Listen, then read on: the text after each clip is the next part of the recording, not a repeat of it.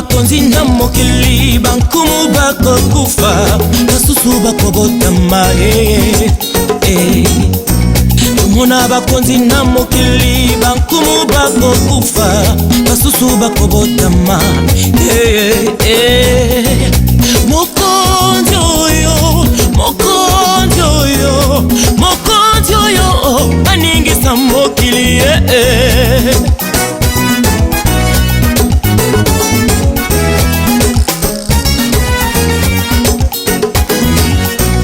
akanga monoko banguna silisa tembe na bango oyende suka ya makambo nyonso mokonzi oyo kombo na ye mopanga yende monduki ya balombi nyonso aza bomengo ya basangi moto ya bakristu asekisa bato na mawa alelisa batioli mokonzi oyo mokonzi oyo mokonzi oyo aningisa mokili Alléluia, kombola Yeshua, Amashia, Dosanjoli. Alléluia. Sacrificateur, amen. Amen. Parce que nous avons dit, il faut que nous puissions connaître Dieu. Mais connaître Dieu, on le connaît par ses attributs. Dieu étant souverain sacrificateur, pourquoi il est souverain sacrificateur? Ça c'est très important. Amen. Amen. Voilà pourquoi, à partir de cet enseignement, nous allons débuter beaucoup de choses. Nous avons promis de vous parler sur la dîme, parce qu'il y a beaucoup de choses que nous allons comprendre. Amen. Hébreux chapitre 9, nous prenons à partir du verset 11, le verset que nous avons la fois passée. À partir du verset 11 jusqu'au verset 13, non, jusqu'au verset 12. Après, nous prenons pour sauter le verset 24. Je laisse la personne de ton nom. Mais Christ est venu comme souverain sacrificateur à des biens à venir. Il a traversé le tabernacle le plus grand et plus parfait, qui n'est pas construit de mains d'homme, c'est-à-dire qui n'est pas de cette création. Et il est entré une fois pour toutes dans le lieu très saint, non avec le sang des boucs et des veaux, mais avec son propre sang, et a obtenu une rédemption éternelle. 24. C'est bon? C'est joli. Car Christ n'est pas entré dans un sanctuaire fait de main d'homme, en imitation du véritable, mais il est entré dans le ciel même, afin de comparaître maintenant pour nous devant la face de Dieu. Verset 25. Et ce n'est pas pour s'offrir lui-même plusieurs fois qu'il y est entré, comme le souverain sacrificateur entre chaque année dans le sanctuaire, mais pour offrir un autre sang que le sien. Amen. Amen. Que le Seigneur Jésus vous bénisse. Amen. Vous ce soir. Nous bénissons le Seigneur Jésus. Parce que c'est comme nous avons dit, nous sommes en train d'expliquer de mystère. Amen. Amen. Parce que comme nous disons, l'évangile éternel, c'est ce que l'explication des mystères. Nous avons dit ceci, que quand Paul nous dit que Christ est entré, que Christ est venu comme souverain sacrificateur des biens à venir, il a traversé le tabernacle le plus grand et plus parfait qui n'est pas construit de main d'homme. Nous n'avons pas vu là où Christ, là il dit Christ et non Jésus. Amen. Amen. Ça c'est très important parce qu'il y a toujours le pourquoi. Pourquoi il dit Christ, il ne dit pas Jésus. Amen. Parce que nous avons dit ceci. On n'a pas vu là où Jésus-Christ est entré dans les sanctuaires. Amen. Amen. Pour dire que quand on parle de Jésus, c'est quand il a vécu sur la terre. Est-ce que vous voulez? Quand on parle de Jésus, Jésus veut dire celui qui devait naître, celui qui devait vivre et celui qui devait mourir. Amen. Mais maintenant, Paul, il parle de Christ. Là, ça devient maintenant autre chose. Amen. Amen. Parce qu'il y a beaucoup de gens qui prient, mais qui ne connaissent pas qui est Jésus. Et surtout qui est Jésus-Christ. Parce qu'il y a une différence entre Jésus et Jésus-Christ. Amen. Amen. Parce qu'aujourd'hui, Jésus-Christ. Amen. Est-ce que vous voulez? Amen. Aujourd'hui, nous adorons Jésus-Christ. Mais le problème, c'est quoi? C'est que Jésus, nous avons dit, c'était un corps. C'était un enfant. Amen. C'était un homme. Jésus, c'est un homme. Un homme qui devait naître. Bien, écoutez bien. Un homme qui devait naître. Qui devait vivre. Et ensuite qui devait mourir. Mais il devait naître pourquoi? Parce que la naissance de Jésus a un pourquoi. Amen. Amen. La naissance de Jésus, c'était pour accomplir la loi. Amen. Amen. Les prophètes et le psaume. La naissance de Jésus, c'était pour accomplir les prophètes. La vie de Jésus-Christ, c'était pour accomplir les prophètes, la loi et le psaume. Est-ce que vous comprenez? Amen. Parce que le problème, c'est quoi? C'est que nous avons dit que quand l'homme a péché dans le jardin d'Éden, Dieu cherchait un moyen pour racheter l'homme. Quand nous parlons du... Parce que tout ça, nous avons parlé même du rachat. Amen. Quand on parle du rachat, veut dire quoi? Rachat veut dire quoi? C'est acheter de nouveau, non? Racheter veut dire acheter encore. Veut dire que nous étions vendus. Est-ce que vous comprenez? Amen. L'homme a été vendu par le péché. Voilà pourquoi Dieu prend cette image. Je répète toujours comme dit toujours le docteur Dion. Dieu prend ce tableau-là. Amen. Il explique à Abraham que sache que tes descendants iront dans un pays qui ne seront pas eux. Ils seront vendus. Amen. Parce qu'il faut savoir que la vie depuis Jadadem, Dieu est en train juste de le répéter par Israël. Israël a vécu la vie de Jadadem. Amen. Là, nous avons dit que avant que la loi vienne dans le jardin d'Éden, Adam vivait la grâce. Donc Israël, avant que la loi vienne, il vivait la grâce. Amen. Est-ce que vous comprenez?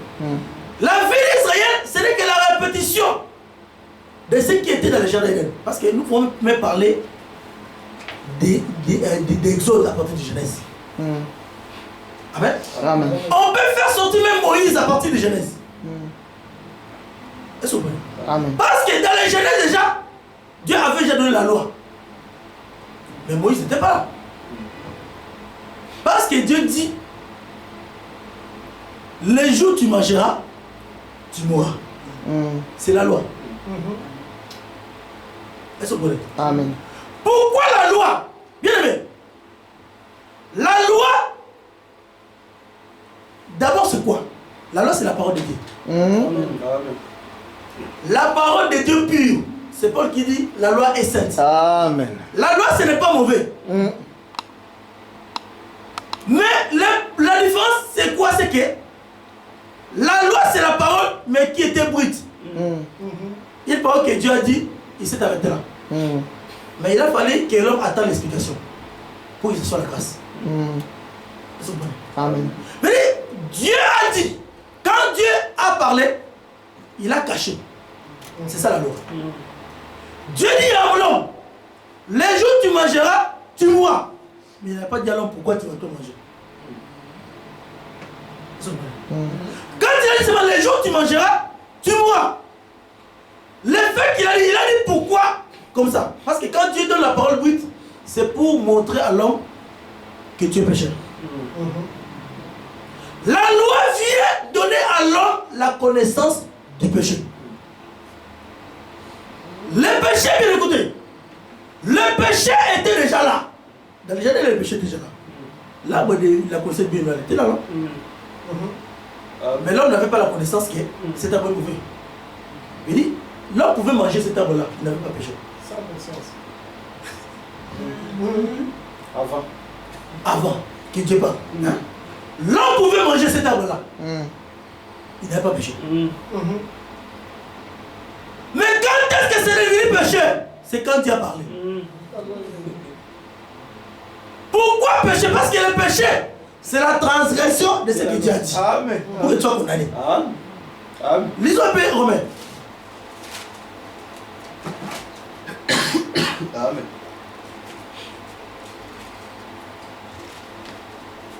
Écoutez Romains chapitre 7.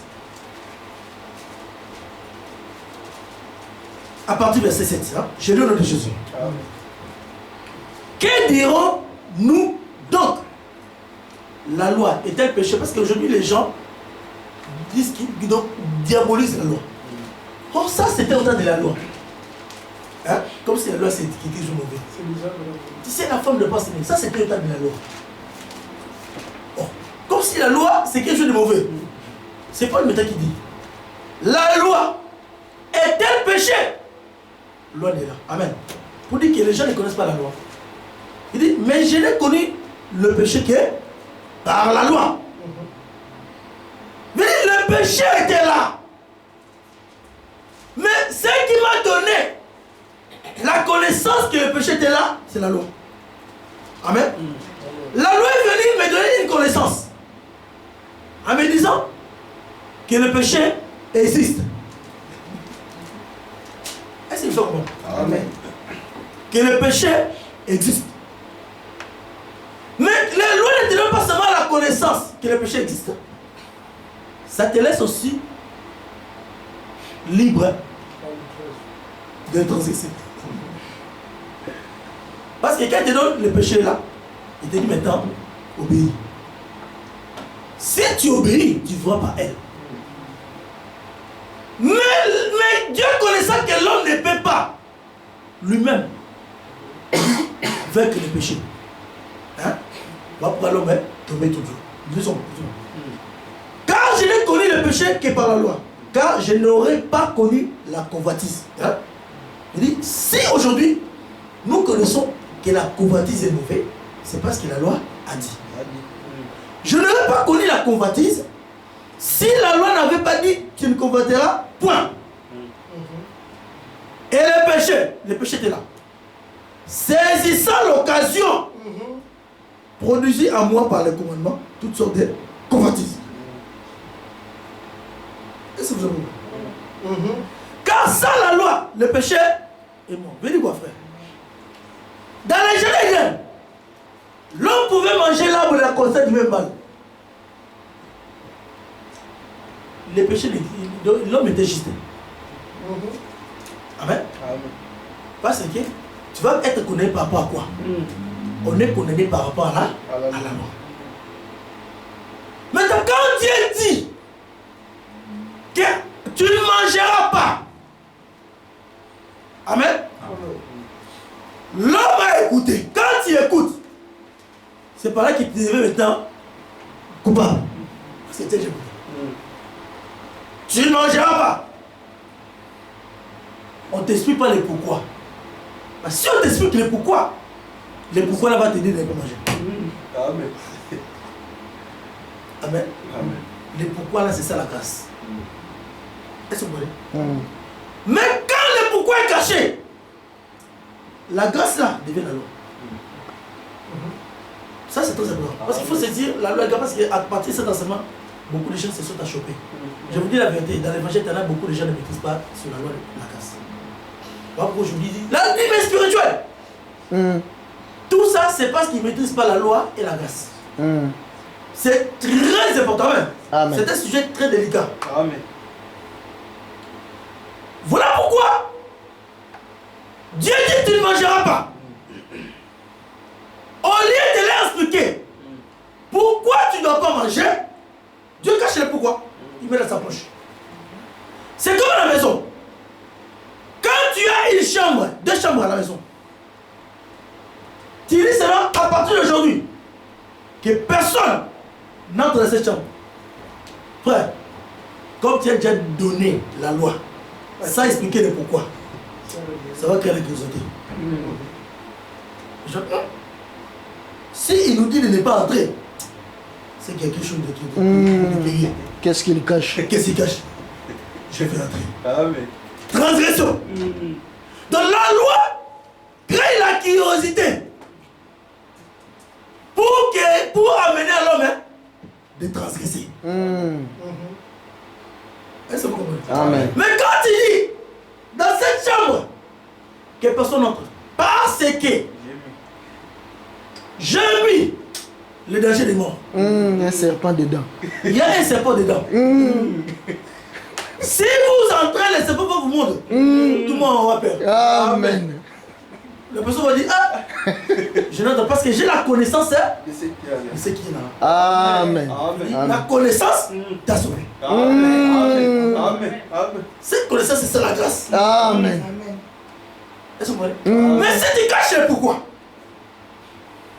ça va créer.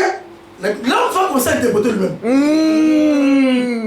Donc, c'est qu'il y a quelque chose de terrible. Au lieu de serpent, c'est qu'il y a l'argent. Tu vas mourir. Parce qu'il n'y a pas le pourquoi. C'est ça en fait. C'est la même chose en fait. Mais il n'y a pas de différence entre la loi et la grâce. La grâce, c'est la loi. Amen. La loi, c'est la grâce. Amen. Mais explique-nous le pourquoi. Le pourquoi, parce que la loi, c'est quand elle est brute. C'est la loi. C'est la parole de Dieu. Amen. Nous continuons, écoutez. Verset 8. Et le péché, c'est ça l'occasion, produisit en moi par le commandement toutes sortes de convoitises. Car sans la loi, le péché est mort. Pour moi, étant autrefois sans loi, je vivais. Mais quand le commandement vint, le péché reprit vie. Et moi, je mourrai. Amen. Ainsi, le commandement qui conduit à la vie se trouvait à moi, se trouvait pour moi conduit à la mort. Le péché saisissant l'occasion, mais séduisit par le commandement, et par lui me fit mourir. La loi donc est sainte. Le commandement est saint, juste et bon. Ce qui est bon. A-t-il été donc pour moi une cause de mort? Loin de là. C'est le péché. Écoutez. C'est par là que les gens ne comprennent pas le péché. Le péché, c'est la curiosité. Amen. Amen. On vous dit, écoutez, n'entrez pas dans cette chambre. Le péché vient en toi. Tu dis, oh, regarde, pourquoi tu dis de ne pas entrer dans cette chambre? Entre. Pour découvrir. C'est ça le péché. C'est le péché qui crée la curiosité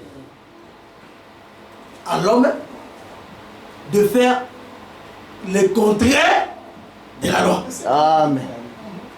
Ce n'est pas la loi. La loi n'a rien à voir. La loi reste la loi. Dieu a dit, tu ne mangeras pas. Le fait qu'il a dit ça, il a dit ça pour ton bien. Amen. Parce qu'il a fait que si tu manges, tu mourras. Il t'a prévenu. Mais le péché, Dieu attire les mains. Ça crée la curiosité. C'est ça, c'est ça le pouvoir de l'homme. Mais ça vient te donner la connaissance du péché. Ça te donne la connaissance du péché. C'est après avoir transgressé. Quand tu transgresses, c'est par là que tu dis, oh, donc je suis condamné. Voilà pourquoi on a dit, la loi n'a pas amené les gens à la paix, à la perfection. Amen. Amen. Voilà pourquoi la loi ne pouvait pas sauver l'homme. Voilà pourquoi Paul maintenant récupère cela du body. En principe, la loi, ça nous a aidé à voir Christ. Parce que quand tu veux appliquer la loi, parce que le point souvent, c'est que la loi est dure. Amen. Comme la parole de Dieu est trop dure, bien aimé. C'est quand tu ne comprends pas. Quelqu'un qui ne comprend pas la parole de Dieu, la parole de Dieu pour lui c'est la loi. Amen. Mais quelqu'un qui comprend la parole de Dieu c'est la grâce. Amen. Est-ce que vous comprenez? Amen. Voilà pourquoi quand la parole de Dieu est dure. La parole de Dieu dit ceci. Quand tu appliques, quand il y a 10 commandements, quand tu commets, quand tu appliques 9 commandements, et qu'il arrive que tu as transgressé ces commandements, tu commets le tout. Ça veut dire quoi? Quand tu voles, il dit, tu ne prends pas la forme de tout. Amen. Tu obéis les sabbats. Tu honores ton père et ta mère. Tu ne tues pas. Tu ne mens pas. Mais tu voles. Quand tu voles devant Dieu, tu es aussi voleur. Et tu es aussi meurtrier. Tu as pris sur la forme d'autrui. Tu as déshonoré ton père et ta mère. Tu es idolâtre. En principe, il n'y a pas de différence de péché. Le péché, c'est la même chose. Amen. Celui qui a menti et celui qui a convoité, c'est la même chose. Est-ce que vous voyez? Voilà pourquoi nous disons, si tu accuses ton frère, toi, un voleur, dis-toi que si tu avais menti hier, c'est que toi c'était voleur. Amen. Parce que quelqu'un qui vole et quelqu'un qui ment, c'est la même chose. En fait, il n'y a pas 10 commandements. Il y a 7 commandements. Amen. Est-ce que vous comprenez? Mais si tu dis, moi je suis juste parce que j'ai obéi 9 commandements, tu ne comprends pas quoi la loi. Amen. Voilà pourquoi nous disons que la loi t'a échappé. Tu te rends compte que tu es juste, mais impossible, la loi te condamne. Amen. Est-ce que vous comprenez? Voilà pourquoi nous avons dit que quand nous voyons Christ, quand nous voyons Jésus, Jésus est né, il a grandi et il est mort. C'était pour accomplir la loi, les prophètes et les psaumes. Amen. Amen. Pourquoi? Parce que quand l'homme a péché, Dieu cherchait un moyen pour racheter l'homme, pour récupérer l'homme. Amen. Oh, racheter l'homme, c'est quoi? L'homme a été vendu, comme nous avons dit, à l'esclavagisme. Amen. Par rapport, parce qu'il faut pas toujours l'image là d'Israël, qui devait partir à l'esclavagisme. En fait, c'est l'image que Dieu nous donne aussi, comment nous étions aussi dans l'esclavagisme. Nous étions vendus. Amen. Parce qu'Israël, avant d'être vendu, ils étaient peuplés de Dieu. Mais ils ont été vendus. Mais nous remarquons, dans Genèse, on nous montre que l'homme a péché. Amen. Mais pour Israël, on ne montre pas qu'Israël a péché. Amen. On dit que c'est Dieu qui les a vendus. Par contre, on dit que le péché, c'est Dieu lui-même qui a promis. C'est Dieu même qui a permis que l'homme pêche. Est-ce que vous voyez? Quand maintenant l'homme a péché, Dieu cherchait un moyen comment récupérer l'homme. Récupérer l'homme, veut dire quoi? Comment racheter l'homme, lui qui a été vendu. Il devait aller racheter. On rachète l'homme comment? L'homme avait perdu une vie. La vie que l'homme avait perdue, c'est la vie éternelle. C'est le pouvoir que l'homme avait au départ. Parce que l'homme vivait éternellement. Je veux bien bien aimé. La vie que l'homme vivait éternellement, c'était la vie spirituelle. La vie que nous avons aujourd'hui, c'est ce que l'homme avait dans le jardin. Est-ce que vous voyez? C'est différent. Parce que quand on parle que les jours où tu mangeras, tu mourras, ce n'est pas la mort physique. C'est la mort spirituelle. La mort spirituelle veut dire quoi? Tu te sépareras de moi. Veut dire tu perdras la vie éternelle. Quand il dit les jours où tu mangeras, tu mourras, veut dire les jours où tu mangeras, tu perdras la vie éternelle. Est-ce que vous voyez? Amen. Mais le point c'est quoi? C'est que l'homme qui avait la vie éternelle l'avait perdu. En la perdant, l'homme était séparé de Dieu. Donc la vie éternelle, c'est le pouvoir qui Satan avait récupéré. Est-ce que vous voyez? Le fait que Satan a récupéré le pouvoir, l'homme n'avait plus le pouvoir. Satan dominait sur l'homme comme Pharaon. qui dominait sur Israël. Ça, toujours, c'est pas pour le tableau. Hein? Qui dominait sur Israël. Maintenant, Dieu cherchait un moyen pour aller racheter le veut dire quoi? Prendre une autre vie. Remplacer. À la place que l'homme avait perdu. Amen. Voilà pourquoi les points c'est que Dieu cherchait une vie qui devait remplacer à la vie que l'homme avait perdue. Parce que quand tu perds la vie, pour récupérer la vie, il faut une autre vie. Est-ce que vous comprenez? Voilà pourquoi Dieu maintenant commençait à voir comment il allait récupérer l'homme. Dieu a commencé à parler par les images. Amen. Parce que vous allez voir, bien aimé, tout ce qui est écrit dans l'Ancien Testament, ce sont que les images. Ce ne sont que les plans que Dieu préparait. Comment il allait récupérer l'homme. C'est ça en fait le but. Toute la Bible parle de ça. Amen. Voilà pourquoi Dieu a imagé la vie par le sang. Amen. Dans les jardins, il montre déjà que quand l'homme péchait, l'homme était éloigné de lui. Lui-même, il est allé récupérer l'homme, n'est-ce pas? Tout ça, c'était qu'il est prophétie. Qui annonçait les moyens par lesquels il devait racheter l'homme. Je devais dire que dans la Genèse, Dieu nous montrait comment lui-même il allait déjà venir.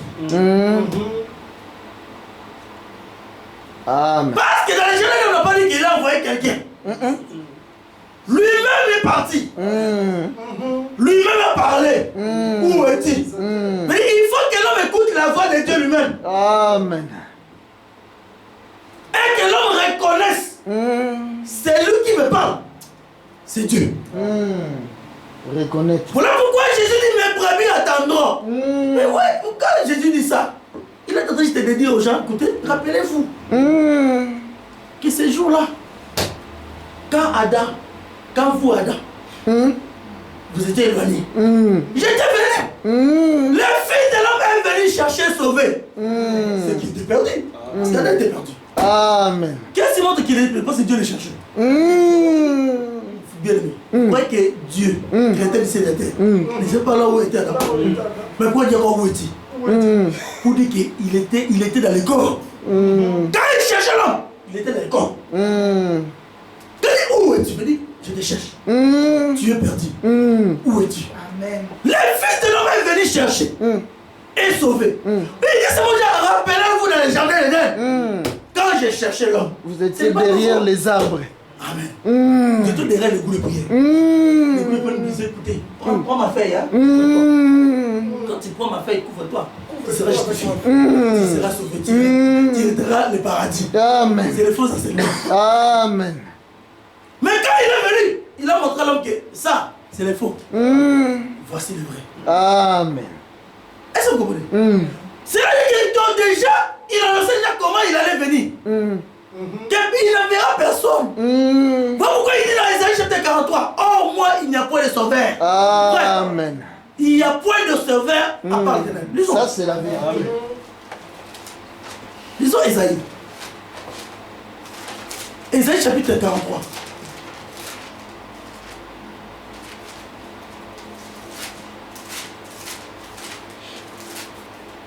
Isaïe chapitre 43. Écoutez bien aimé. Je peux prendre à partir du verset 11. Attends. Ouais, bon, je peux prendre à partir du verset 11. Écoutez. Non, nous prenons à partir du verset 10. Vous êtes mes témoins, dit l'Éternel. Amen. Vous et mon serviteur que j'ai choisi, afin que vous le sachiez. Que vous me croyez et compreniez. C'est Dieu qui dit. C'est moi qui dit. Afin que vous le sachiez. Et que vous croyez en moi. que vous comprenez que c'est moi. Avant moi, il n'y a point été formé. Et après moi, il n'y en aura point. C'est moi. Oh, j'aime Dieu. Là, il s'enorgueillit. Là, il est orgueillé. Les vrais orgueillés, c'est Jésus. Amen. Écoutez, c'est moi. Il est en train de battre la poitrine. Moi qui suis l'Éternel. Et à part moi, il n'y a point de son frère. Amen. Mais on dit Jésus que c'est son frère. Ésaïe chapitre 45 va nous contenir. Il nous partage jamais sa gloire avec un autre. Amen. C'est lui-même. Amen. Mais la façon c'est quoi? Montre comment il est lui-même. Comment il est Dieu? Comment il est Dieu? Parce que là, Dieu a parlé en bride. Mais là, pour les secrets, il a réservé. De la prochaine. Amen. Il dit ici, à part moi, il n'y a point de sauveur. Est-ce que vous voyez? Lisons toujours Isaïe là.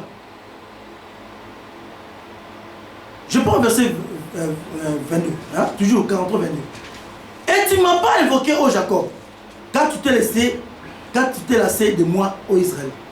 Tu ne m'as pas offert tes brebis en holocauste et tu ne m'as pas honoré par tes sacrifices. Je t'ai point tourmenté par tes offrandes. Et je ne t'ai point fatigué pour des lassants. Tu n'as pas appris d'argent acheté pour moi des aromates. Et tu ne m'as pas rassasié de la grâce de tes services. Mais tu m'as tourmenté par tes péchés. Tu m'as fatigué par tes iniquités. Verset 5. C'est moi, toujours moi. Moi qui efface tes transgressions pour l'amour de moi. Amen. Et je ne me souviendrai plus de tes péchés. Ah. Frère, ici on dit, c'est moi qui efface tes péchés. Tes transgressions. Mais quand Jésus est venu dire, tes péchés ne sont pas toi. Amen. Oh! C'est toi. Isaïe nous a dit, comment un homme il n'a pas saisi. Amen. Il s'est dit. Amen. Frère, quand Dieu dit c'est moi, fais attention. Amen. Frère, cette tribu appartient qu'à lui-même. La tribu du sauveur et la tribu du pardon des péchés. Frère, appartient qu'à lui-même. Amen. Amen. Amen. Mais quand il dit les sauveurs, il nous a montré déjà comment il allait sauver l'homme. Amen. Amen. Il nous a montré déjà dans l'exemple, dans l'image, dans les tableaux, que l'homme, tout ça c'était des maquettes. Hein? L'homme va pécher, c'est pas Adam, il va fuir. Pour dire qu'il est perdu. Amen. Moi je venais, je dis, où es-tu? L'homme va écouter ma voix. Quand il écoutera, je dois pardonner ses péchés. Comment je ferai? Je prends l'animal. Là, ça prend l'image. Pour Dieu, c'est l'homme où je suis venu. Je prendrai l'animal. Amen. Amen. J'égorgerai l'animal. Là, quand les gens voient ça, ils se voient déjà souverain sacrificateur. Avant même qu'Aaron vienne, il était déjà le premier souverain sacrificateur. Amen. Melchizedek. Amen. Et quand ce souverain sacrificateur, il doit faire l'œuvre de l'expiation. Là, il prend l'animal comme l'image. Voilà pourquoi, quand l'arrêté venu, il a dit, tu n'as voulu ni sacrifice, ni holocauste. Il dit, hein, tout ça, c'était que des images. C'était que l'ombre des choses à venir. C'était pas la réalité. Voilà pourquoi, dans les temps, même si un animal meurt, les péchés n'étaient pas ôtés, n'étaient pas pardonnés. Est-ce que vous comprenez? Amen. Quand on dit l'image, hein, c'est l'ombre. L'ombre là. Amen. L'ombre, tu peux taper. Il est l'ombre. L'ombre, c'est comme un dessin animé. Ça ne meurt jamais. Parce que ça n'existe pas, en fait. Amen. Ce n'est que l'image. Mais qui apparaît comme une réalité. Mais ce n'est pas une réalité. Amen. Amen. Vous savez, parfois, l'ombre, c'est sur de fiction. Hein? Qu'on montre aussi aux enfants. Parce que les enfants, pour comprendre le monde, hein, on leur montre d'abord l'ombre. C'est ça la nature. Voilà pourquoi le docteur nous avait dit quelque chose de très important. L'enfant, on lui montre par les matériaux didactiques. Amen. Amen. Amen. Amen. Remarquez, c'est ça la nature. La nature nous montre que pour que l'enfant grandisse, l'enfant doit d'abord comprendre l'ombre. Pourquoi on met seulement des dessins pour l'enfant griller? Parce que c'est l'ombre. Pour l'enfant, c'est vraiment une irrité. Mais au fur et à mesure qu'il grandit, il dit, oh, Père Noël, c'était que l'histoire. On lui montre Père Noël. Père Noël était que l'ombre. Ça n'existe pas. Amen, ce modèle. Amen. Tout ça, c'est pour que Dieu puisse nous enseigner aussi qu'avant de comprendre la réalité, il faut que nous puissions saisir l'ombre. Amen. Amen. Mais tu ne peux pas enseigner l'évangile éternel si tu ne saisis pas l'ombre. Amen. Il faut bien maîtriser l'ombre. L'ombre, c'est l'écriture. Il faut bien maîtriser les écritures. Bien maîtriser la Bible. Avant d'accéder d'abord à la vie. Est-ce que vous comprenez? Voilà pourquoi Dieu a pris cela. Il prend l'animal comme l'homme. L'animal égorgé. Dieu prend la peau de l'animal. Il couvre l'homme. Amen. Tout ça n'était qu'un langage. Mais de l'ombre. Parce qu'il n'avait pas parlé de l'ombre. S'il venait directement parler de la réalité, on n'avait pas compris que c'est lui qui avait parlé. Mais il parle en l'ombre pour que cela soit des témoins. En fait, que quand il parle, quand il viendra, on dit que, oh, mais l'architecte c'est lui. Pourquoi l'architecte aussi ne peut pas faire cette erreur-là? De venir comme ça, construire la maison. Jamais. Il commence toujours par l'ombre. Après avoir fait l'ombre, je vais dire le dessin. C'est le dessin. Le plan. Mais l'Ancien Testament, ce n'est que le dessin. Le dessin que Dieu a dessiné. Donc Adam, c'est le dessin de Dieu. Abraham, dessin. Après nous avons dessiné, ils prennent même des cotes. Parce que des vrais, nous expliquons même des cotes. Pourquoi quand nous expliquons la réalité, nous expliquons avec exactitude. Nous construisons avec exactitude. Nous on ne construit pas au nom 4 mètres ici, on dit 3 mètres. Là tu enseignes les erreurs. Il faut enseigner 4 mètres. Est-ce que vous comprenez? Amen. Mais nous construisons selon les modèles. Pourquoi on dit selon le modèle? C'est qu'il y a un modèle. C'est le plan. L'homme. Amen. Quand maintenant, il fait ça, l'architecte doit prendre encore, à part le plan. Il fait une maquette, non? Un mauvais. Toi qui travailles maintenant. Amen. Ça dit quoi? On prend ce qu'on appelle la maquette. Il fait une miniature de maison. La maison en miniature. Le pauvre Adam. Miniature. Vous savez, c'était Dieu en miniature. Amen. Abraham, Dieu en miniature. Tous les prophètes, Dieu en miniature. Pourquoi Dieu ne dit pas que de Jésus? Ce qui est des miniatures de Dieu. Est-ce que vous comprenez? Amen. Ça dit, quand toi tu viens, en réalité, la maison n'est pas encore là. Vous verrez, vous verrez la forêt. Vous voyez une maquette. On dit, vous allez ici, la forêt, on dit ça comme ça. Vous avez déjà l'idée de la maison. Mais ce qui crée la curiosité, c'est quoi? C'est pas, vous n'allez pas rester à regarder la maquette. Vous attendrez la réalité. Amen. Quand la réalité vient, est-ce qu'on a encore besoin de maquette? On s'en fout de maquette. La maquette, vous avez déjà montré, juste le parking sera comme ça, ici. C'est là, ça. Mais comme c'est la maquette, on ne peut pas voir l'intérieur. On peut se mettre à l'extérieur. Est-ce que vous comprenez? Amen. Mais là, la réalité, on sait que le parking a passé. Malgré la maquette, vous avez montré juste une image du parking. Mais possible, ça sera ça. Est-ce que vous comprenez? Ça dit quoi? La maquette prend l'écran en miniature. Tout ça, c'est tout qui est des maquettes. C'est ce qu'on appelle la création. Amen. Amen. Amen. C'est ça qui est le plan. Donc Dieu avait prévu déjà que le péché viendra. Quand le péché viendra, l'homme va fuir. L'homme est c'est ça un sage. Il fait des choses avec exactitude. Il ne s'est pas trompé. Quand maintenant, la manière de sauver l'homme, il a choisi l'animal. Voilà pourquoi il donne cette loi. Il dit à Israël, quand vous péchez, amen, il faudrait... Voilà pourquoi quand Israël d'abord est allé en Égypte, a été venu en Égypte, hein, il a donné encore une maquette. Dans Genèse, il dit, il est venu, amen, il a parlé, il a sacrifié, n'est-ce pas? Là, dans Genèse, maintenant, en Israël, toujours le même tableau. Il est venu aussi. Mais quand il est venu cette fois-ci, il n'est pas venu comme Dieu. Il est venu comme un homme. Amen. Par contre, Dieu, dans le jardin d'Éden, il était venu. Amen. Amen. C'est ça la Bible. Il est venu comme un homme dans le corps de Moïse. Beaucoup disent, même Moïse, c'est la maquette. C'est Dieu qui l'a dit. Parce que là, maintenant, il dit, je t'ai fait Dieu.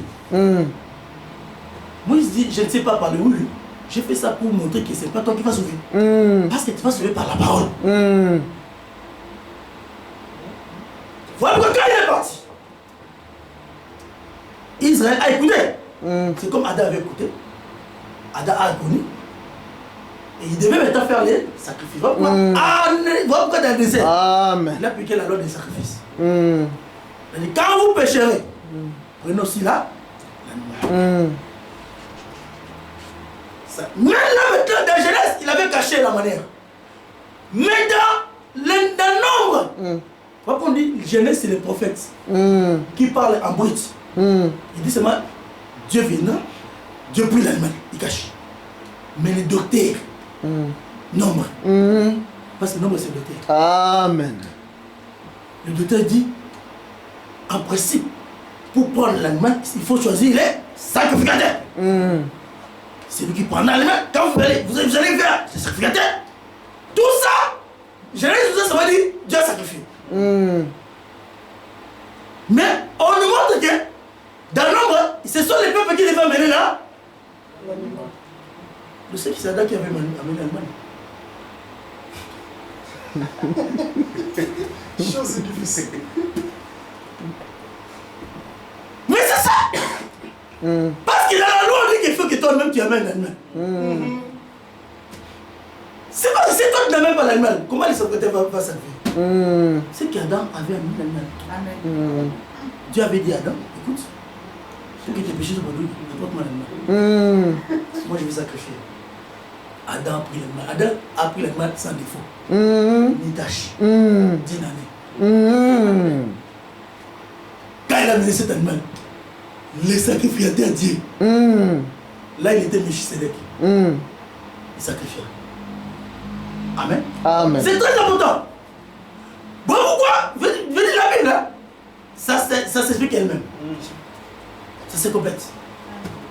Amen. Vous là, on voit, il a apporté l'animal. Quand il apporte l'animal vers les sacrificateurs, les sacrificateurs font le service. En faisant le service, quand le sang est versé, Dieu a agréé. Cela montre seulement que pour que l'homme soit racheté, pour que l'homme soit délivré, amen, dans son état de l'esclavagisme, il faut le sang qui est la réalité là, la vie éternelle. J'ai besoin d'une vie éternelle. Dieu a cherché la vie éternelle. Amen. La vie éternelle, c'est ça fait qu'il manquait l'homme, pour que l'homme ne souffre plus. Aussi longtemps que l'homme n'avait pas la vie éternelle, l'homme était malheureux. Est-ce que vous comprenez? Mais Dieu maintenant prend la vie éternelle, il les symbolise par le sang.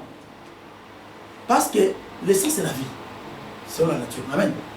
Nous aussi nous sommes que l'homme. Parce que le sang c'est la vie d'une personne. Quand vous allez chez le médecin, il vous dit écoute, médecin je suis malade. Il te dit bon, fais l'examen général. Qu'est-ce qu'on prélève? On prend le sang, on porte aussi. Laboratoire révèle par ton sang tout ce qui se cache. Par le personne ne sait que je suis diabétique. On ne savait pas. Les sangs révèlent que tu es tel. En fait, les sangs, c'est la vie d'une personne. Mais c'est la vie cachée d'une personne. Amen. Les sangs révèlent même l'ADN de la personne. Que toi, tu n'es pas le fils de l'autre. Tu es le fils de l'autre. C'est les sangs.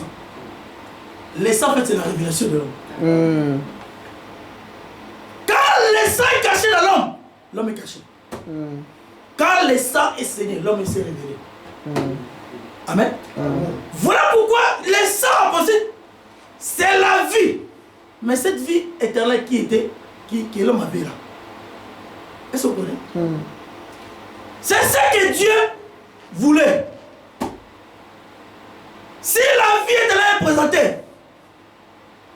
l'homme est pardonné. L'homme pardonné veut dire quoi? Dieu ne compte plus l'homme parmi les pécheurs. Parce que c'est la vie qui cachait. C'est la vie qui rendait l'homme, Dieu aveugle. Donc c'est le sang qui rendait Dieu. Est-ce que vous comprenez? Faible, aveugle. Parce que si tu as la vie éternelle, hein? Dieu se voit lui-même. Il ne peut pas te toucher. Parce que Dieu ne veut pas se toucher lui-même. On dit qu'il faut se cacher à lui-même. Quand tu te caches à lui-même, Amen. il ne peut pas te frapper. Mais si tu es en dehors de lui-même, il te frappe. Amen. C'est ça la maison. La maison, c'est lui-même. Oh, lui-même, c'est quoi? C'est. Paul dit, nous sommes les parties, les membres du corps. Il faut être dans les membres du corps de Dieu lui-même. Quand il est son doigt, est-ce que Dieu peut frapper son doigt? Il oublie. Là, il ne te voit plus. Là, il se voit lui-même. Parce que la vie, c'est ça ce qui couvre. C'est ça qui fait que toi et Dieu vous êtes un. Est-ce que vous voulez? Oh! Qui pouvait donner la vie éternelle? C'est ça le problème. Parce que pour donner la vie éternelle, il faut l'avoir. L'animal ne peut pas donner la vie éternelle. Le contraire, les sangs de l'animal, donc, ils étaient comme très faibles. Parce que tu n'as agréé, il doit dire que tous les sacrifices qu'il faisait là, alors, Dieu n'avait pas agréé. C'est pas moi qui dis. Mais quand vous voyez seulement Aaron, prenez l'animal, il sacrifie. L'Écriture dit, la fumée monte, Dieu agréa. Mais après, Dieu n'a pas agréé. Parce que Jésus dit, tu n'as voulu les sacrifices, ni holocauste. Mais tu m'as formé. Ah, Jésus c'est le corps. Que Dieu avait formé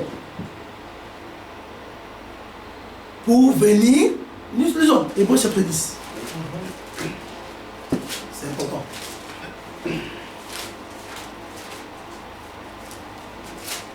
Hébreux chapitre 10. Verset 5. Écoutez bien. Bon, je peux commencer par le verset 1. C'est très important.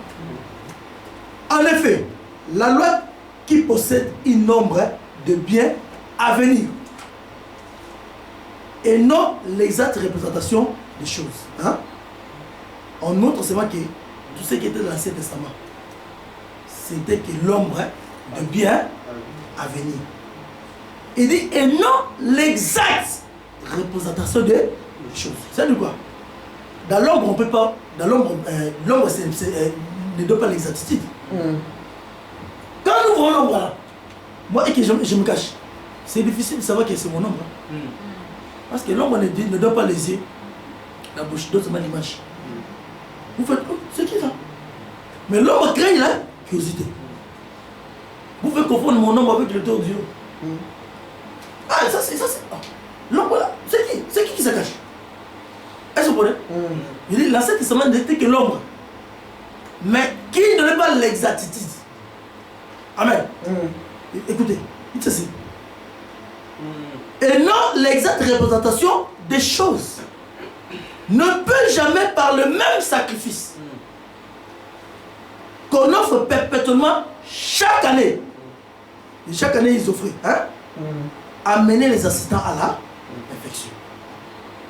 Autrement, n'aurait pas cessé de les offrir, puisque ceux qui rendent ces cultes, étant une fois purifiés, n'auraient plus eu aucune conscience de leurs péchés. Mais le souvenir des péchés est renouvelé chaque année par ces sacrifices.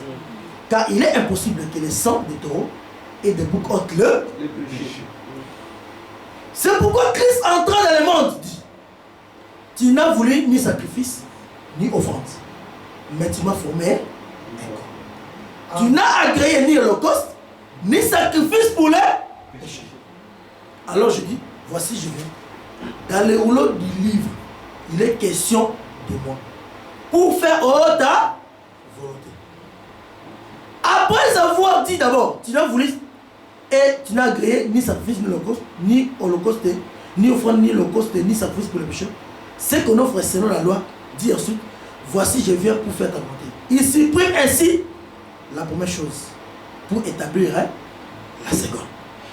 C'est en vertu de cette volonté que nous sommes sanctifiés, alléluia Jésus, que nous sommes sanctifiés par l'offrande du corps de Jésus-Christ. Une fois pour tous. Et tandis que tout sacrificateur fait les mêmes sacrifices, qu'il ne peut jamais ôter les péchés. Puis ces gens-là, ils faisaient le travail en vain. Amen. Amen. Ils n'étaient pas pardonnés. Amen. Mais ils n'étaient pas pardonnés. Écoute, qu'il ne peut jamais ôter les péchés. Lui, après avoir offert un seul sacrifice pour le péché, s'est assis pour toujours à la droite de Dieu. Il attend désormais que ses ennemis soient devenus son marché pour lui. Car par une seule offrande, il a mené à la perfection pour toujours ceux qui sont sanctifiés. Est-ce que vous voyez? Là, ça devient beaucoup de choses. C'est pas que pour le rôle de l'alliance. Voilà pourquoi il doit y avoir les changements d'alliance. Parce que l'alliance c'était par rapport au sacrifice. Parce que la première alliance que Moïse a inaugurée avec le peuple, c'était par le sang. Amen. Amen. C'est du quoi? Dieu, pour que ce peuple t'appartienne, il faut que nous fassions l'alliance. Mais Dieu voulait, bon, moi pour que le peuple m'appartienne, pour que je ne compte plus le péché parmi les peuples, j'ai besoin de la vie. La vie éternelle. Dieu avait besoin de la vie éternelle. Amen. Dieu avait besoin de manger la vie. Pour que l'homme ne soit plus côté péché. Moïse a dit, bon, il n'y a pas de problème. Comme tu as besoin de la vie, je te donne la vie de l'animal. Le sang de l'animal a conclu la première alliance. Dieu a dit, ah, comme c'est l'ombre, je fais semblant. Mais après ça, Dieu n'avait pas agréé. Quand il dit, Moïse, choisis le sacrificateur pour faire. C'est la comédie. Les dieux comédiens. Réalisateur. Nous confirmons que notre Dieu c'est un comédien. Un acteur. Il faisait que la comédie. Amen. Amen. Oh Moïse, il y a que les sacrificateurs qui entrera une fois par an. Après, je pardonnerai. Après, il n'agrée même pas. Il ne faudrait pas cesser de l'agréer. Mais on a été sauvés. Jusqu'à présent, Dieu a. Si le sang était considéré, le sang devait être considéré. Aujourd'hui, Dieu nous allait même ordonner d'avoir même les animaux chez nous à la maison. Jusqu'à présent, on allait avoir des animaux.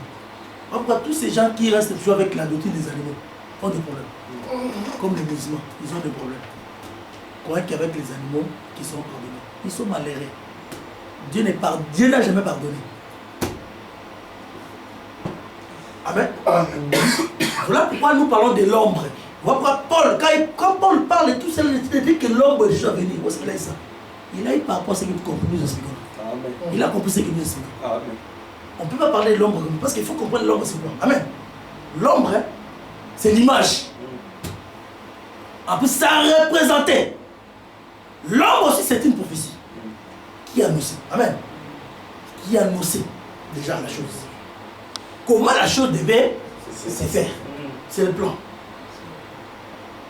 Parce que quand il parle de l'ombre, il faut faire attention. Amen. Voilà pourquoi il dit tu m'as formé un corps pour faire ta volonté. La volonté, c'était quoi? C'était la vie éternelle. Amen. Mais cette vie éternelle était dans un corps. Était cachée dans un corps. Amen. Venez, pour que cette vie sorte, il a fallu que le corps soit déchiré. Est-ce que vous voyez? Amen. Mais nous voyons nous-mêmes, mais nous voyons, depuis le jardin, c'est le même qui était venu. Amen. Amen. Mais comme il était venu, d'abord, par là, n'est-ce pas? D'abord chercher et sauver l'homme. Parce qu'il est venu chercher et sauver. Le Fils de l'homme est venu chercher et sauver. Mais d'abord, il faut d'abord qu'on te cherche. Après, on te sauve. Est-ce que vous comprenez? Amen. Voilà pourquoi quand il venait depuis le jardin, il avait déjà annoncé que lui-même était allé chercher l'homme. Mais pour venir chercher l'homme du péché, pour venir sauver l'homme du péché, il n'a pas besoin d'avoir quelqu'un. Lui-même est venu. Mais il est venu sous forme de Moïse. Comme toujours. Parce que pour aller sauver Israël, il a dit, moi je t'envoie. Mais dans Genèse, lui-même est parti. Il l'a montré seulement que je viendrai sauver moi-même. Parce qu'il a dit, oh moi il n'y a pas de sauveur. Mais je prendrai le corps. Mais le corps a été formé pour que lui-même puisse habiter. Amen. Or le corps là, c'est le temple. Voilà pourquoi il a dit à Moïse, j'ai besoin de vivre, j'ai besoin d'habiter parmi vous. Mais je ne peux pas habiter comme ça. Parce que l'univers tout entier ne peut jamais me contenir. Construis-moi une maison pour que j'habite. La maison là, c'est le corps. Mais les tabernacles, c'était Emmanuel. Dieu parmi son peuple. Israël pouvait dire aux Philistins, Dieu est parmi nous. Dieu est avec nous. Nous mangeons, nous dormons avec Dieu. Amen. Vous pouvez dire, vous, Dieu qui a terre ici la terre, est avec vous. Vous pouvez dire ça. Amen. Amen. Oh! Dans le temple, tout se faisait dans le temple. Est-ce que vous voulez? Dans le temple, tout se faisait. Dieu était dans le temple. Dieu était caché dans le temple. Voilà pourquoi. Malachie, c'est important parce que il y a des choses à parler. Nous bénissons Seigneur. Nous allons continuer. Amen. Hein? Amen. Disons, Malachie chapitre 3.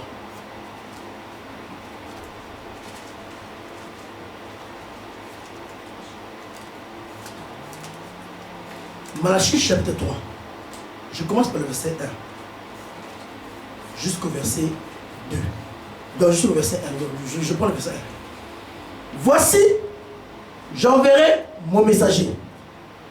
Il préparera le chemin devant moi. Et soudain entrera dans son temple le Seigneur que vous cherchez. Et le messager de l'alliance que vous désirez, voici, il vient, dit l'Éternel des armées. Amen. Écoute ici, c'était une prophétie. Malachie chapitre 3. Il dit ceci. J'enverrai mon messager. Amen. Le messager là viendra préparer le chemin. Quand il préparera le chemin, et soudain, quand le chemin sera préparé, entrera le Seigneur. Quand il dit le Seigneur aussi, c'est lui-même. Le Seigneur que vous cherchez. Amen. Amen. Parce que l'homme cherchait Dieu, mais en tâtonnant. Parce que l'homme, depuis que l'homme s'est séparé de Dieu, l'homme a toujours des yeux. L'homme sent toujours le vide. Hein? Le vide dans son cœur. Il sent toujours qu'il y a quelque chose qu'il a perdu. C'est comme une femme, quand il perd un homme. Une femme qui aime l'homme. Il ne va pas être tranquille. Hein? Une femme qui aime l'homme. Quand il sait qu'il a un problème avec l'homme, elle sent le vide. Il faut que je cherche l'homme. Mais après c'est, comme c'est Dieu, l'homme cherchait Dieu en tâtonnant. Dieu a compris les désirs de l'homme. Amen. Il a dit maintenant, quand maintenant verrez le messager vient, préparez le chemin. Soudain, de se dire, ce sera un signe. Hein? C'est-à-dire, aussi longtemps que le messager ne viendra pas. Il dit, le Seigneur ne viendra pas aussi. Il faut que le messager vienne. C'est un signe. Amen. Quand il viendra, il va préparer le chemin. Parce que moi, je ne peux pas venir comme ça. Il faut que vous sachiez que je viens. Parce qu'il faut que je sois reçu. Parce que je suis le roi qui doit régner dans vos cœurs. Amen. On va prendre la nature de la scène avant que même un président, même Hollande vienne ici. Il ne vient pas comme ça. Le policier vient où? Le policier prépare le chemin. Amen. Il vous prépare déjà. Que quand il sera venu, recevez-le. C'est ça un roi. Mais j'enverrai le messager. Lui va préparer pour vous le chemin. Après, quand le chemin sera bien préparé, soudain, le Seigneur que vous chercherez entrera dans son temps. Après, et le messager de la venue, le Seigneur là, c'est lui le messager de l'alliance. Que vous désirez. Voici, il vient. Là, il dit, le Seigneur que vous cherchez. N'est-ce pas?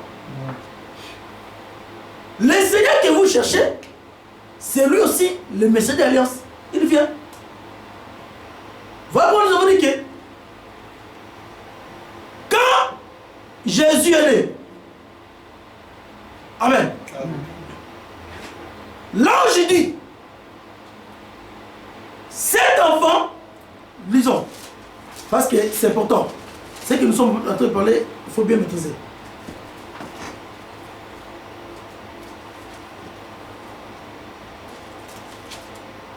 Je préfère qu'on lise Luc. La version de Luc, c'est mieux.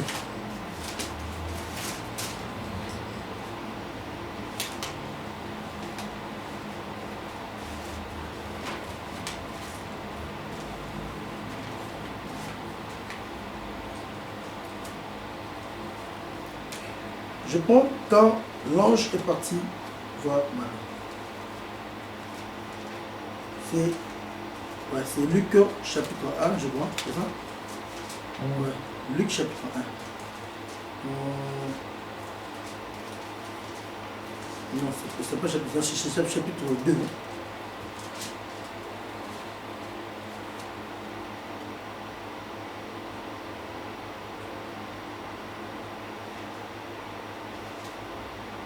Attendez. Ouais, bon, prenons seulement Luc. Prenons Luc chapitre 1, oui. Nous allons prendre notre verset. Luc chapitre 1, à partir du verset 26. Écoutez. Au 6e mois, l'ange Gabriel fut envoyé par Dieu dans une ville de Galilée appelée Nazareth, auprès d'une vierge fiancée à un homme de la maison de David, nommé Joseph. Le nom de la vierge était Marie. L'ange entra chez elle et dit, je te salue, toi à qui une grâce a été faite. Le Seigneur est avec toi. Troublée par cette parole, Marie se demandait ce que pouvait signifier une telle salutation. L'ange lui dit, ne crains point Marie, car tu as trouvé grâce devant Dieu. Et voici, tu deviendras, écoutez bien cette parole, tu deviendras enceinte et tu enfanteras un fils et tu lui donneras le nom de Jésus. C'est l'ange qui a révélé le nom. Amen, de l'enfant. Il sera grand et sera appelé fils du très haut. Et le Seigneur Dieu lui donnera le trône de David, son père. Et c'est lui qui va régner éternellement. Il régnera sur la maison de Jacob éternellement. Cette prophétie n'est pas encore accomplie. Cette prophétie n'est pas encore accomplie. Ça sera accompli dans les millénaires. Amen. parce qu'il n'est pas encore roi. Écoutez, et son règne n'aura point de fer. Marie dit à l'ange, comment cela se fera-t-il puisque je ne connais point d'homme? L'ange répondit, le Saint-Esprit viendra sur toi et la puissance du Très-Haut te couvrira de son ombre. Vous voyez, Marie était enceinte du Saint-Esprit. Vous voyez, l'enfant qui était dans le ventre, c'était que l'ombre que Marie portait, c'était que l'enfant.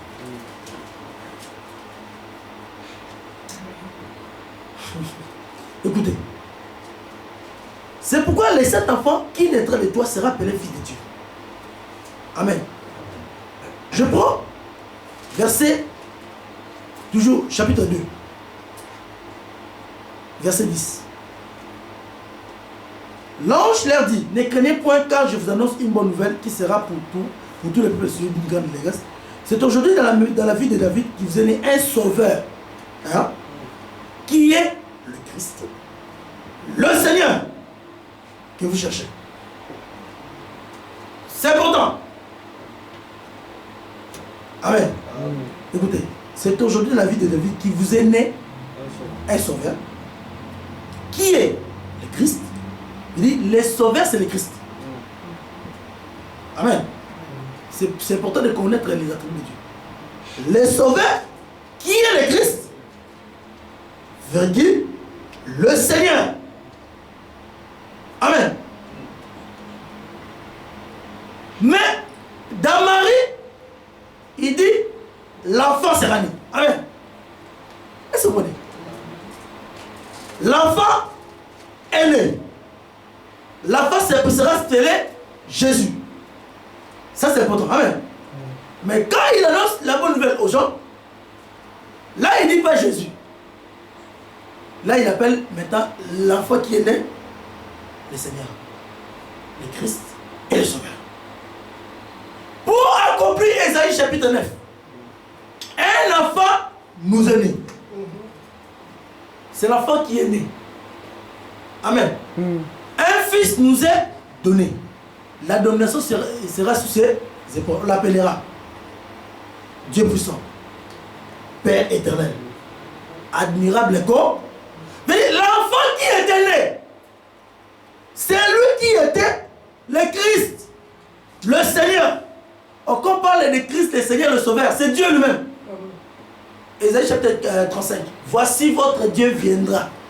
Il viendra lui-même et vous sauvera. Est-ce que vous comprenez? Mais le titre du Sauveur appartient à Dieu. Ici maintenant l'ange révèle que l'enfant qui est né c'est le Christ. Amen. L'enfant qui est né c'est le Christ, c'est le Sauveur, c'est le Seigneur. Malachie nous a dit, le messager va préparer le chemin et voici entrera le Seigneur que vous cherchez. La Bible est très compliquée. Amen. Voilà pourquoi nous lisons. Écoutez, verset 12. Et voici à quel signe vous reconnaîtrez. Vous trouverez un enfant émailloté et couché dans une crèche.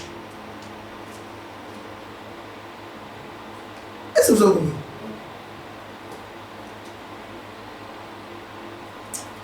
Ah, bien aimé. Le Seigneur est bon. Amen. Il a dit, c'est lui qui est né là, c'est un enfant. Mais cet enfant-là est émailloté. Hein, quand vous verrez cet enfant-là, sachez que c'est lui. Le point je vois, c'est que tout ça, c'était un moyen que Dieu avait déjà prévu. Hein, la manière qui devait venir. Parce que bien aimé, la vie éternelle hein, appartenait à Dieu lui-même. Parce qu'il n'y a que lui qui vit éternellement. N'est-ce pas? Voilà pourquoi dans l'Apocalypse on dit il cherchait qui était capable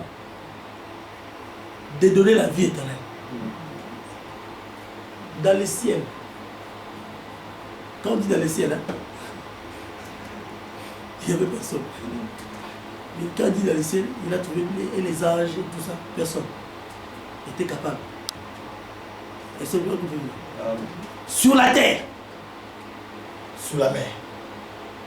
J'ai dit, ah, mais on est perdu. rachetés de l'esclavagisme. Ça coûte trop cher.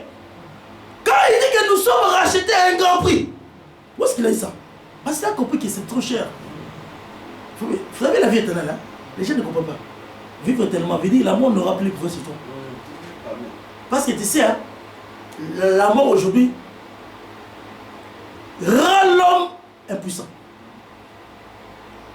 Tu peux avoir l'argent comment? Mais c'est la mort qui va te venir, qui va te terrasser. Je veux dire, la mort, c'est un guerrier qui combat. La mort, c'est un combat. Que l'homme ne peut jamais vaincre ça. Amen. Amen. C'est vrai que toi, tu vivais. À un certain moment, la mort t'attrape. La mort vient couper ton plaisir. Viens couper ton succès. Viens couper ta renommée. Ta valeur. La mort la vale tout. Est-ce que vous comprenez?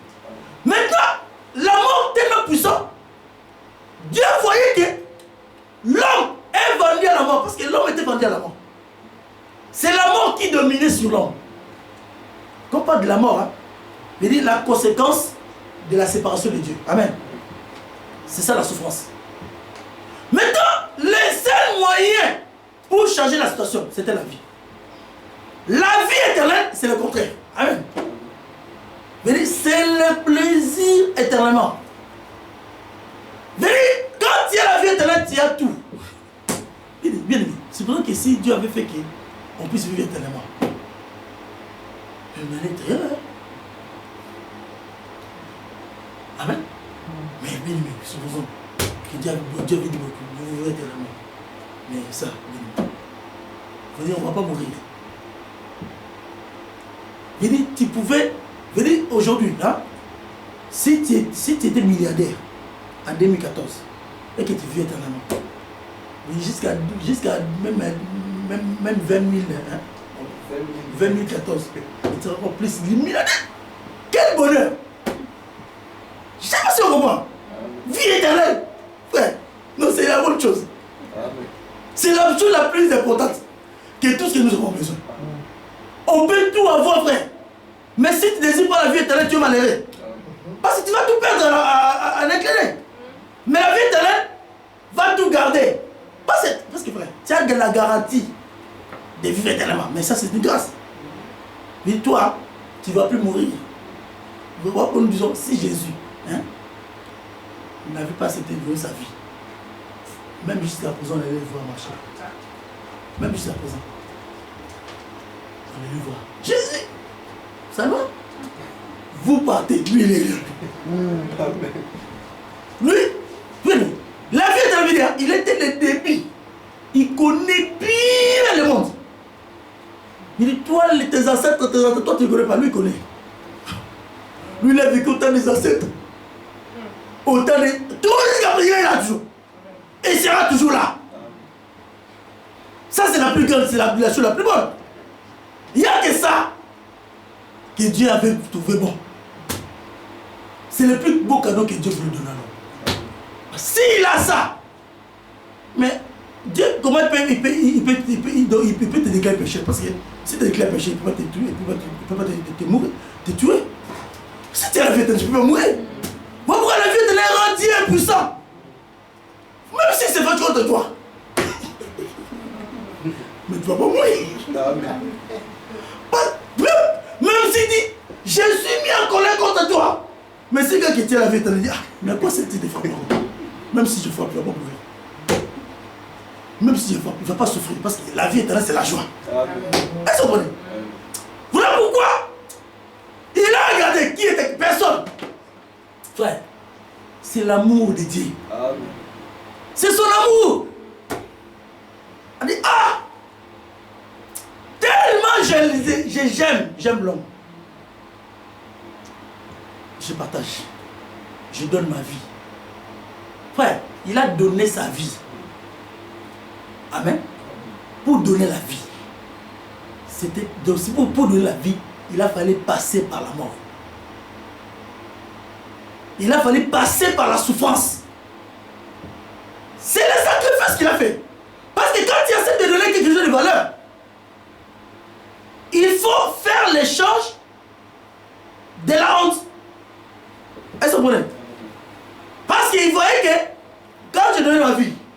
que je sois, il faut que je subis la honte. Il faut que les gens se moquent de moi.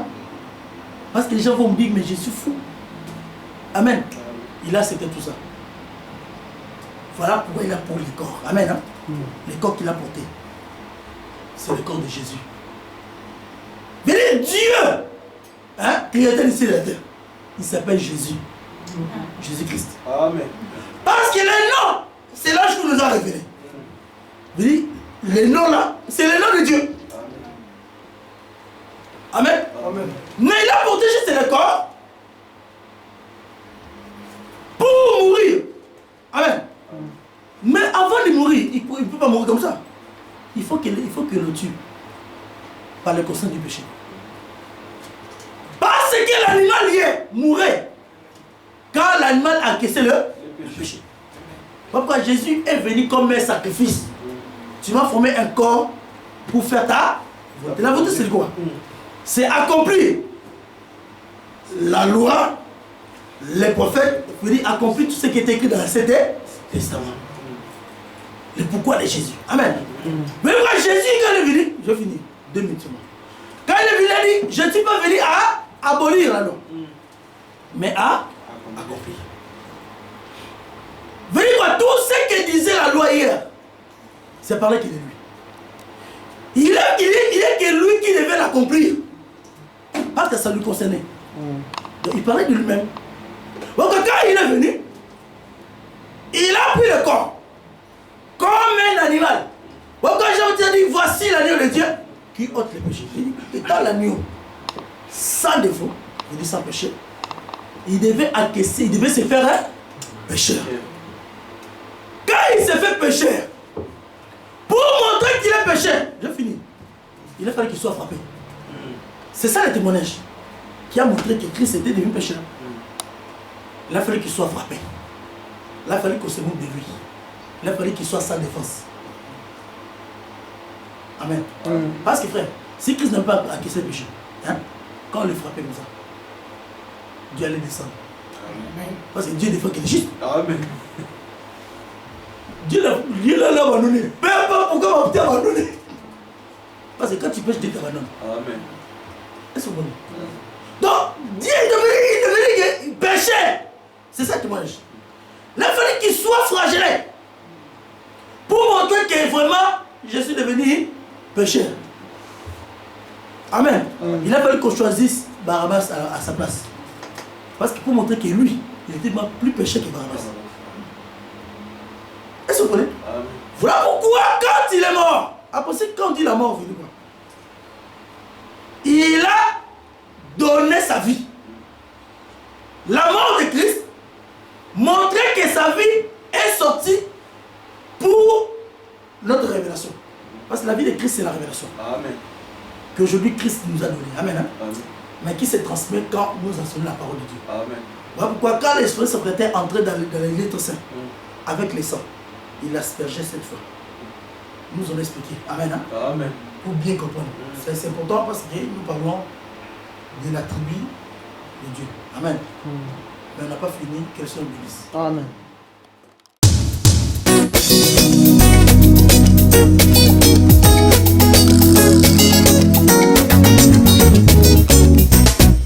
tomona bakonzi na mokili bankumu bakokufa basusu bakobotama